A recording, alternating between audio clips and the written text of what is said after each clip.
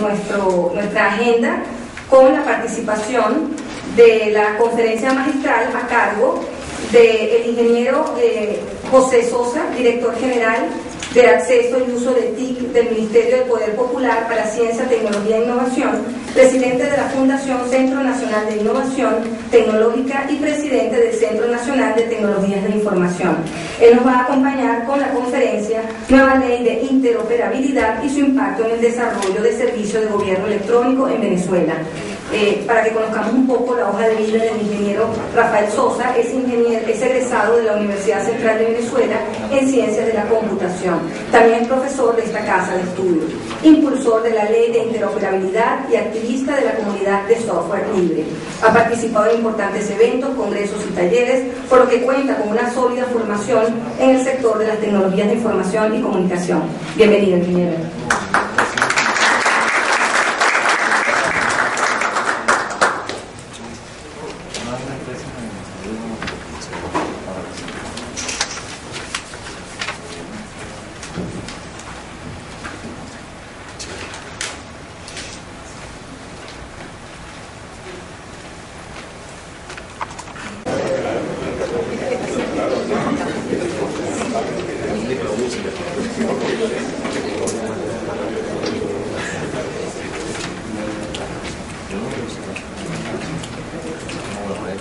Buenos días. Muchísimas gracias por la invitación a este evento. La ponencia que voy a hacer tiene que ver con la reciente ley de interoperabilidad que fue aprobada hace un par de meses aproximadamente, y un poco enfocada, a lo mejor ya algunos de ustedes han visto la presentación, al final de la misma incluí un ejemplo que se está desarrollando en este momento en el Ministerio de Ciencia y Tecnología sobre el tema de repositorios digitales y sobre cuáles podrían ser las perspectivas que tenga la aplicación de esta ley en el tema del desarrollo de contenidos, en el desarrollo de aplicaciones orientadas a la administración pública y a servicios en general al ciudadano. Bien, en el tema del gobierno electrónico, generalmente cuando pensamos en el término nos imaginamos una serie de instituciones públicas con trámites automatizados que ofrecen al ciudadano, que facilitan el trabajo, donde no se hacen colas, donde uno puede iniciar cualquier tipo de vinculación con el Estado a través de una página en internet, etcétera, etcétera. Este es un trabajo que se viene haciendo desde hace un montón de tiempo en Venezuela y en muchos países de Latinoamérica y del mundo. Sin embargo, sentimos que cuando nos acercamos a una institución pública a hacer cualquier tipo de trámite, ya sea como persona natural o como persona jurídica, nos encontramos con una situación en la que tenemos que presentar una cantidad de recaudos, carpetas, expedientes, papeles, en donde un solo trámite en realidad se convierte en 3, 4, 5 trámites diferentes, donde tenemos que sacar una actualización, una solvencia, o buscar un papel en tal o cual lugar, etcétera, etcétera. Esto se revierte en un incremento importante en lo que sería el costo social agregado que implica cualquier tipo de trámite que se hace en Venezuela, producto de que no se trata de los 48 horas o los 20 días hábiles para cualquier tipo de trámite, sino en la suma de las cosas que se tienen que hacer para poder hacer. De hecho, la mayoría de las empresas venezolanas tienen gente dedicada o contratada para la gestión de los trámites que se tienen que hacer con el Estado. Básicamente, la raíz de este problema está en el hecho de que las instituciones públicas escasamente comparten información entre sí.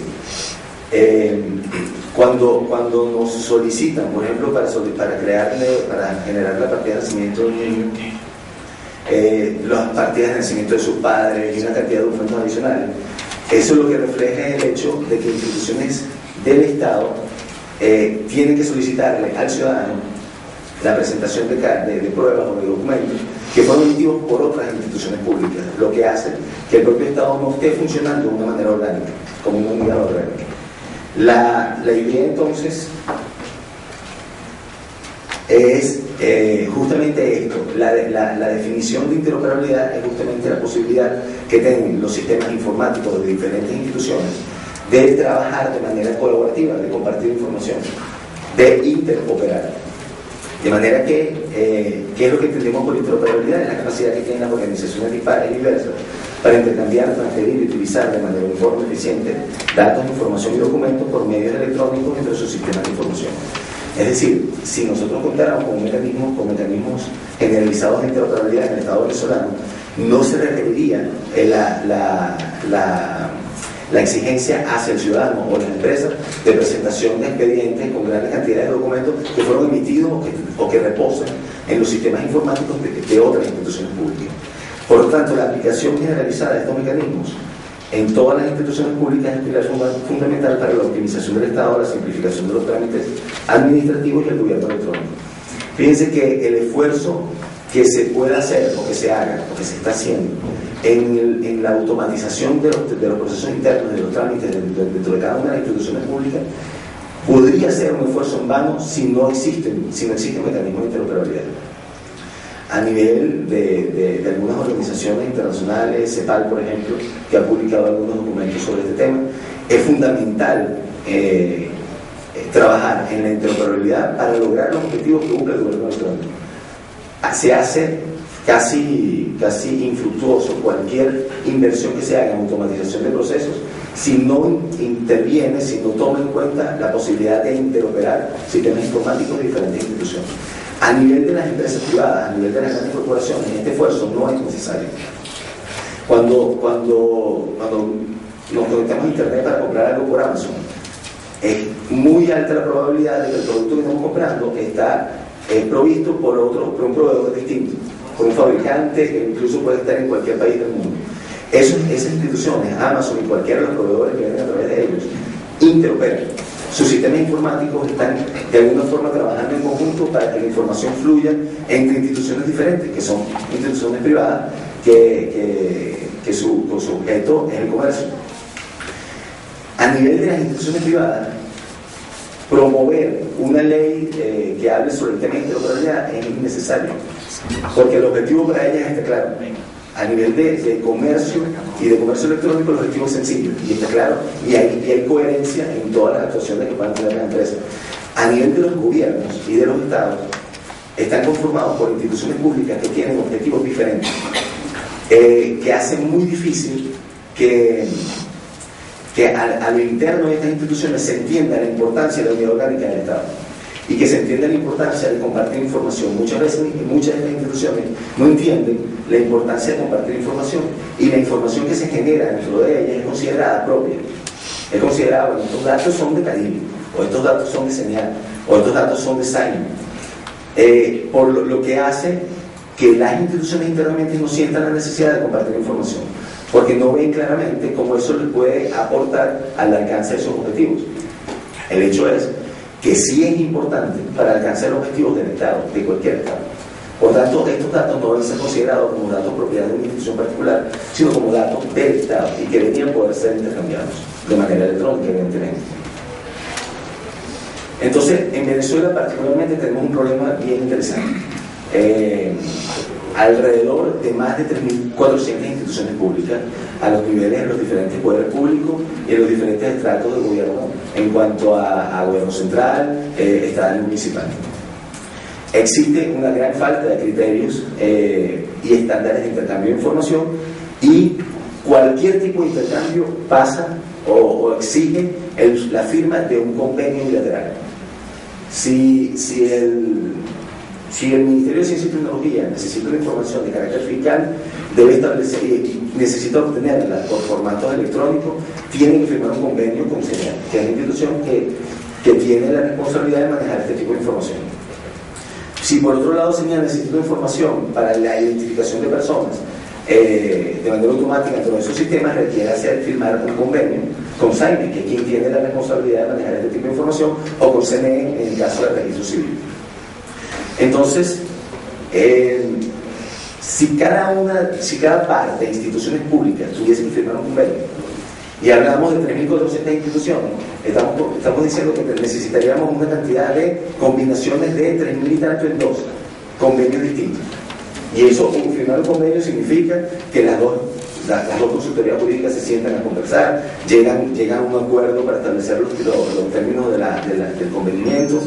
Luego, las discusiones para la firma, eso en el mejor de los casos no dura menos de 8 meses en cualquier institución. Y con la asimetría que tenemos entre las instituciones públicas, donde hay instituciones muy grandes e importantes y otras relativamente pequeñas, es un trabajo prácticamente imposible. La solución entonces es conformar un operador que gestione el intercambio de información y que tenga competencias para ello, y que además elimine la necesidad de los convenios bilaterales, sino que establezca las reglas de juego de manera tal que el intercambio de información entre cualquiera dos instituciones públicas esté completamente normado y definido. En esta gráfica tenemos un ejemplo claro del problema que se nos presenta. Aquí tenemos 8 instituciones. Poder intercambiar información entre esas 8 instituciones requeriría un número importante de convenios. Si habláramos de 3.400 instituciones, se requerirían alrededor de 5.778.300 convenios bilaterales. Eso es un trabajo imposible. Ahora, si se crea y se le da competencias a un ente regulador que tenga como tarea el intercambio de información y el establecimiento de los estándares para lograr esto, primero nos quitamos un problema, que es parte del objetivo de los convenios bilaterales es establecer cuál es la manera en que vamos a intercambiar información. Si eso se estandariza, va a ser la misma manera para todas las instituciones. Y en segundo lugar, no tengo que firmar un convenio con N instituciones públicas, sino con una sola, que es el mediador, el operador, lo que llamamos el operador de interoperabilidad. Hace, como les comenté, un par de meses se firmó la ley sobre el acceso e intercambio electrónico de datos, información y documentos entre los órganos y entes del Estado. Esto es lo que nosotros llamamos comúnmente ley de interoperabilidad. Dentro de sus capítulos hay una serie dentro de su contenido hay una serie de capítulos en donde están las disposiciones generales, participación ciudadana, organización pública de la interoperabilidad, sobre el acceso e intercambio electrónico, la implantación de servicios de interoperabilidad, sobre datos administrativos y documentos, es un tema bien importante, actuaciones administrativas y un régimen sancionatorio. Yo no voy a explicar mucho, no voy a entrar en detalle en cada uno de estos capítulos, aunque hay algunos elementos importantes que yo los destaco al final de la presentación con una de las láminas, en donde muestro una serie de artículos donde tiene algunas palabras claves importantes que debemos tomar en cuenta.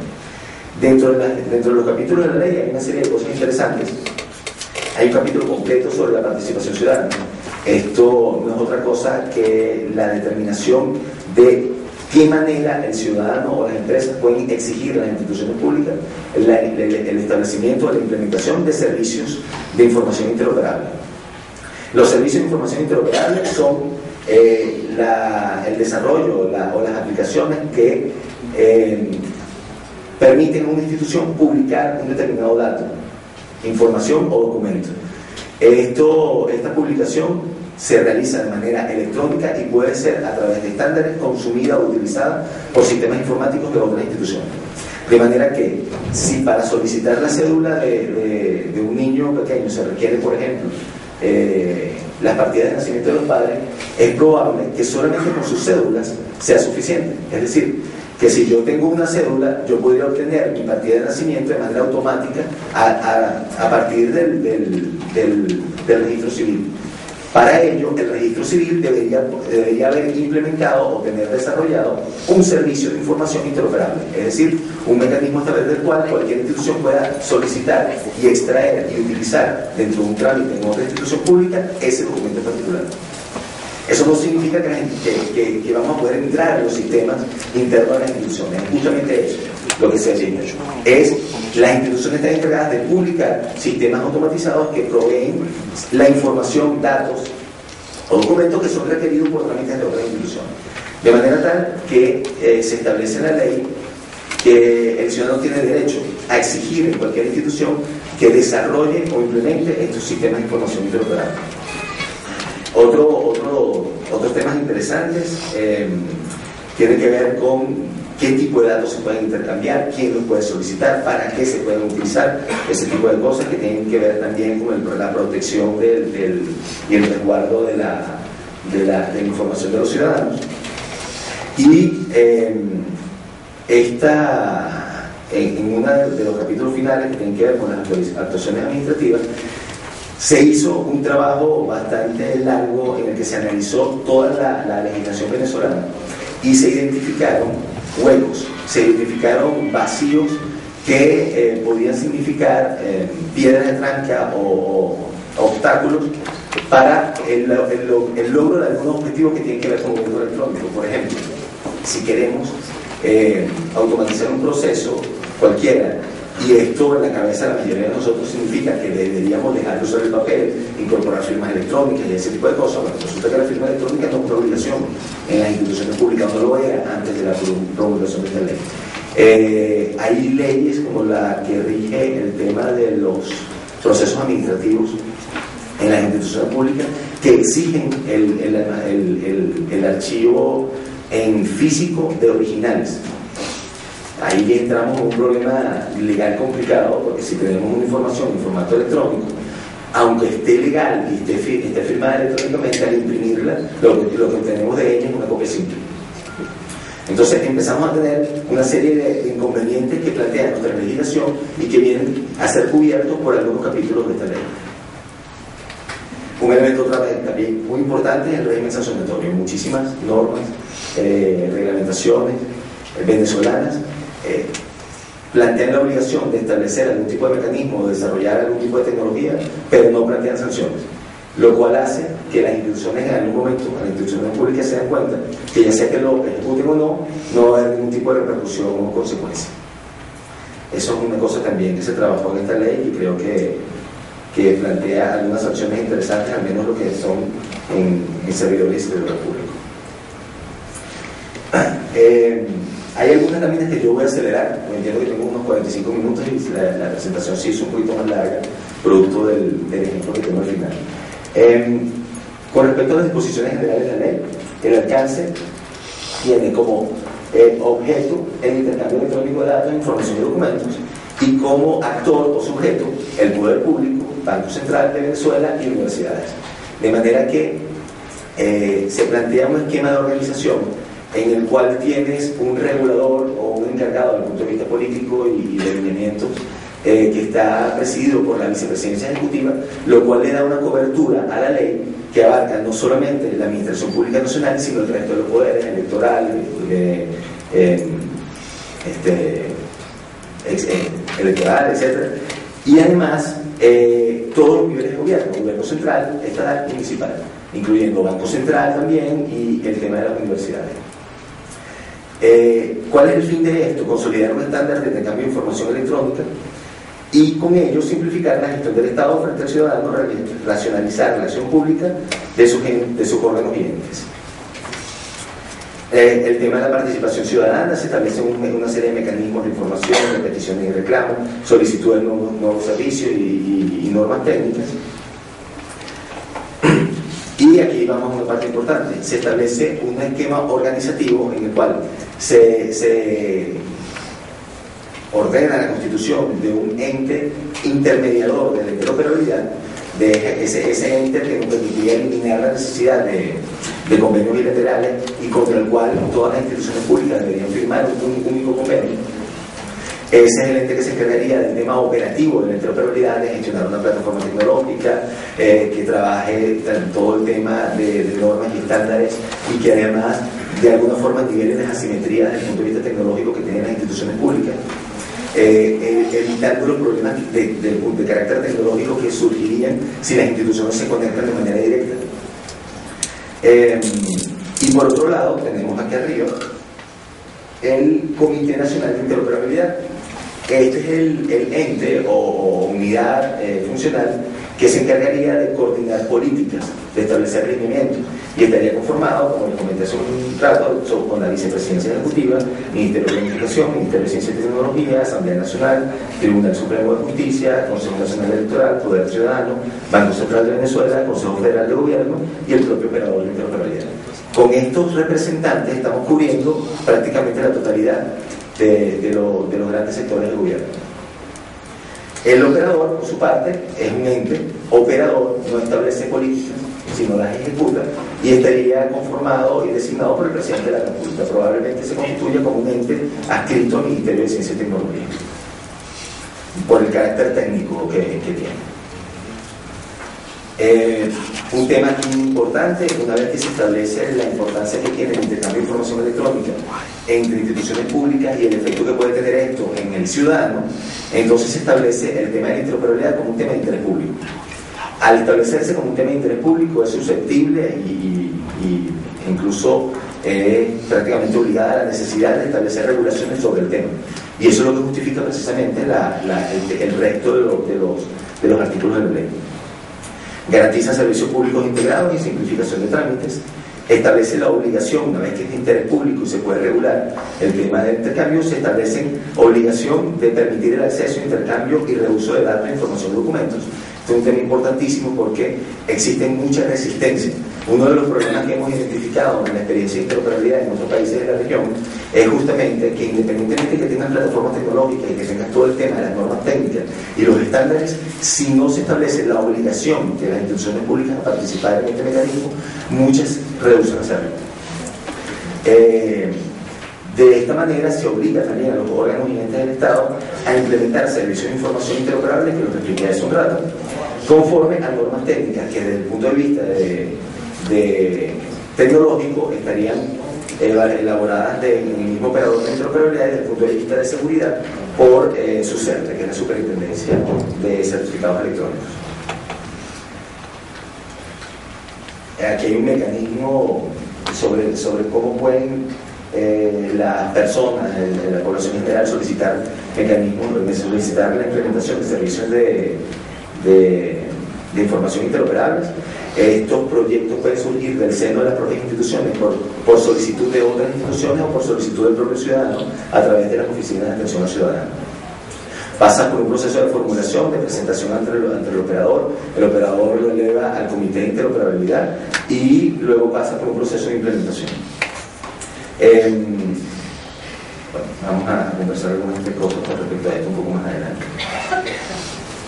¿Quién solicita un dato? La institución u órgano competente para emitir el dato o registrarlo conforme a la ley. ¿Para qué se puede utilizar? Para completar un proceso de trámite administrativo conforme a la ley.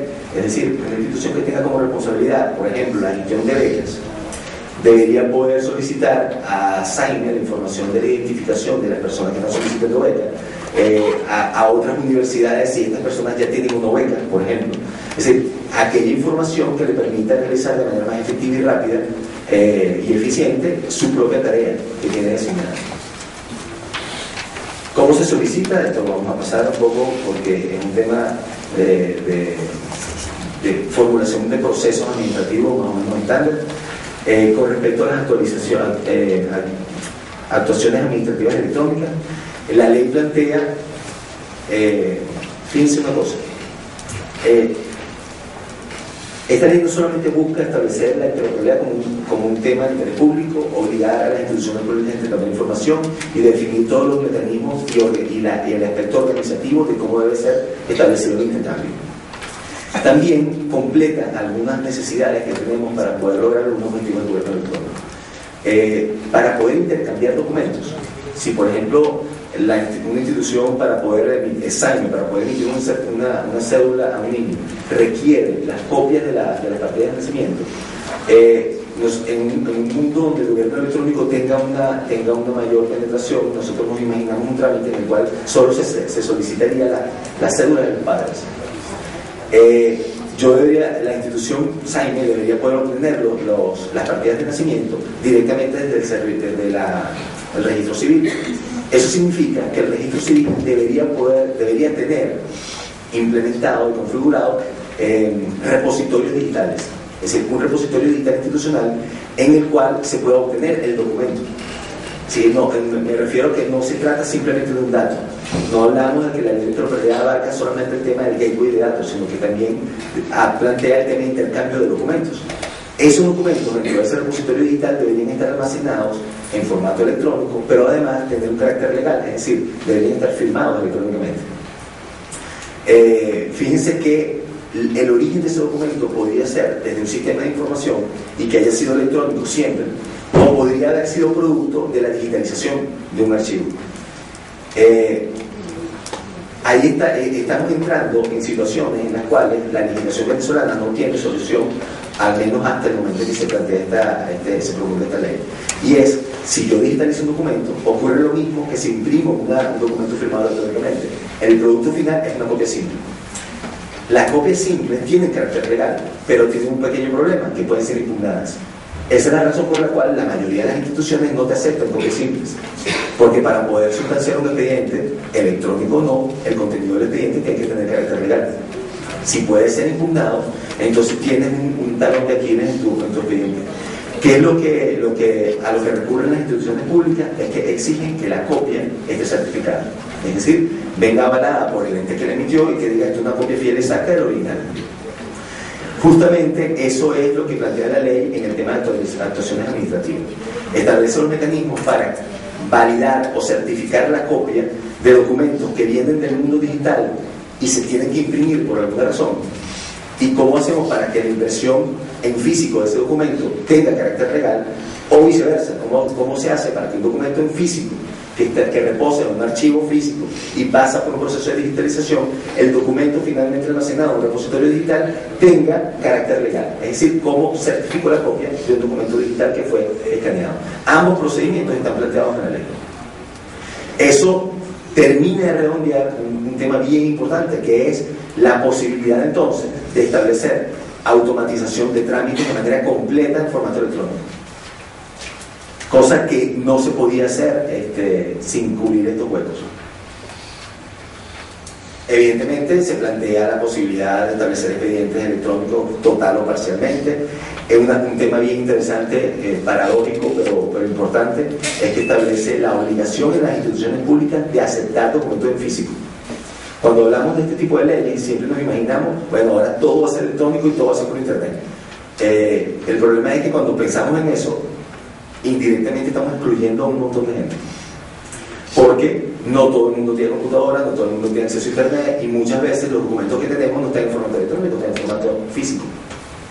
De manera que debe recaer sobre la institución pública que realiza el trámite la obligación de imprimir o digitalizar el documento dependiendo de cuál sea el caso.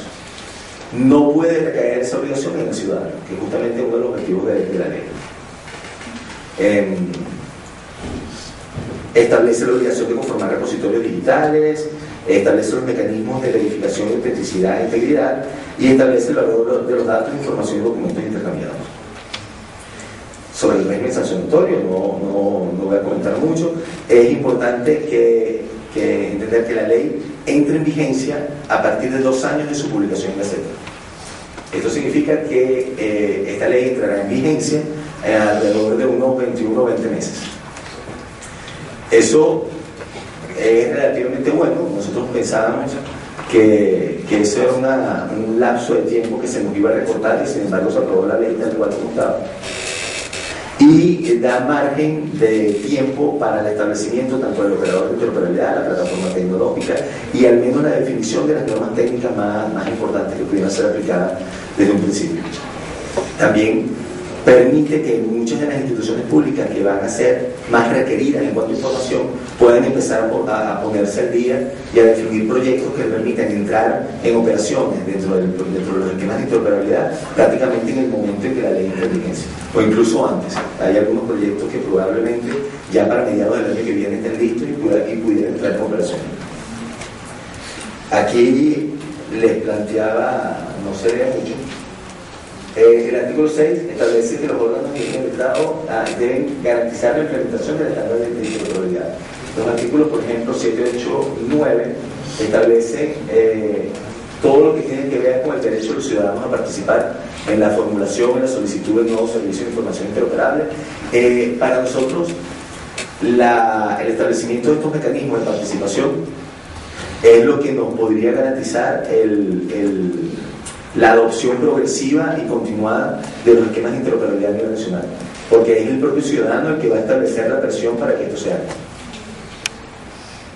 Los artículos 14 y 18 establecen la creación del Comité Nacional de Interoperabilidad y del Operador de Interoperabilidad, que son los dos elementos de carácter organizativo del tema de intercambio de información electrónica. El artículo 20 reconoce el carácter de interés público del intercambio de información electrónica. El 22, la obligación de permitir entre sí, es decir, la obligación de intercambiar información por parte de las instituciones públicas.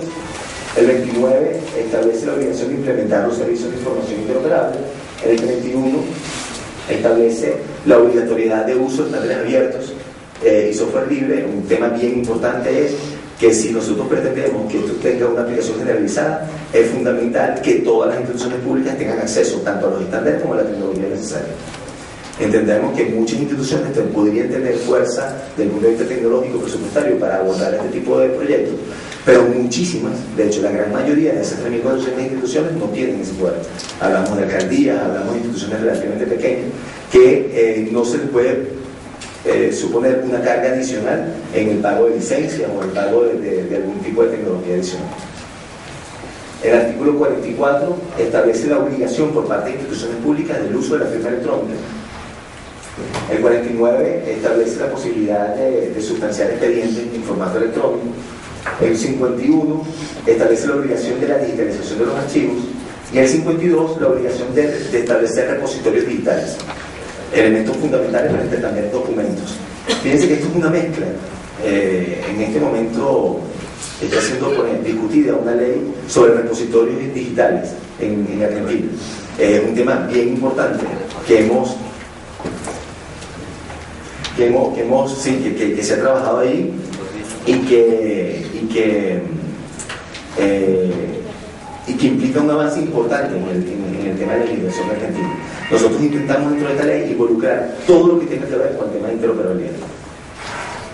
En el 53 establece un mecanismo de cómo puedo garantizar o suponer que una inversión física se considera una copia fiel y certificada original. En el 54 es el caso de la copia certificada del físico, es decir, el complemento de este artículo. Yo voy aquí a plantearles un pequeño ejemplo que se está desarrollando. Hay una institución llamada Academia de Software Libre que dicta cursos. Esos cursos, una vez que una persona los termina, se le entrega un certificado de que lo aprobó. Si no lo aprueba, no se le entrega, por supuesto. Hay 23 sedes en todo el país.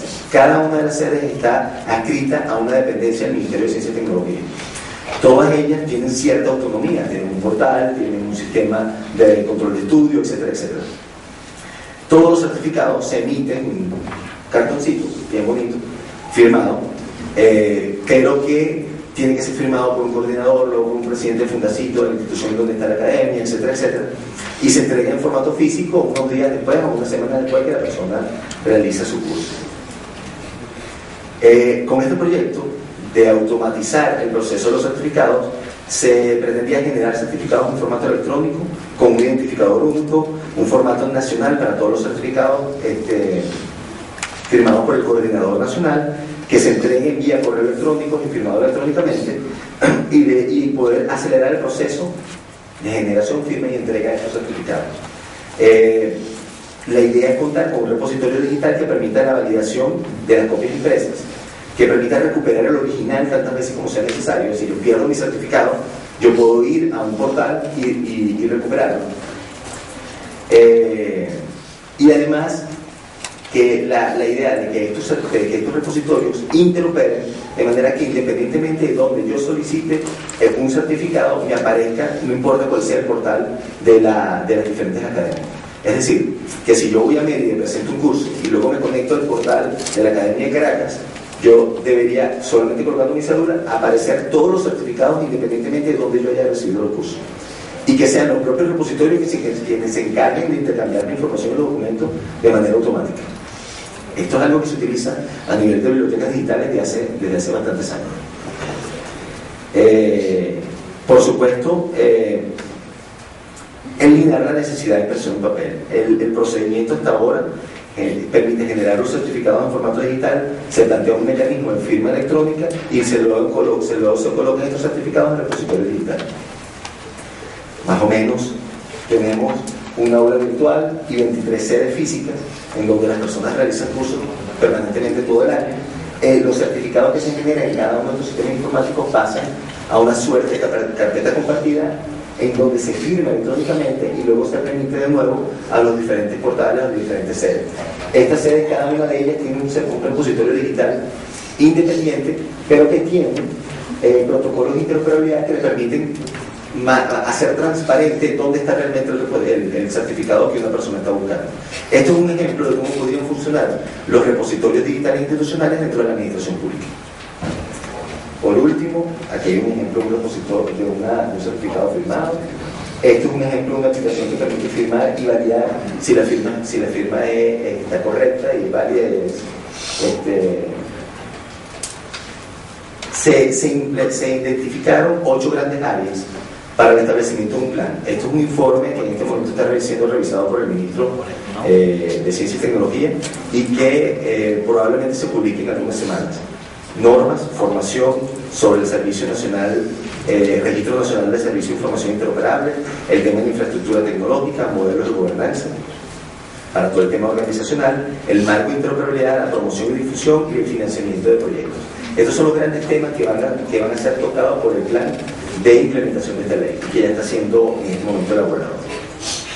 Por último, es evidente que esta normativa va a exigir al país en general una gran cantidad de cosas.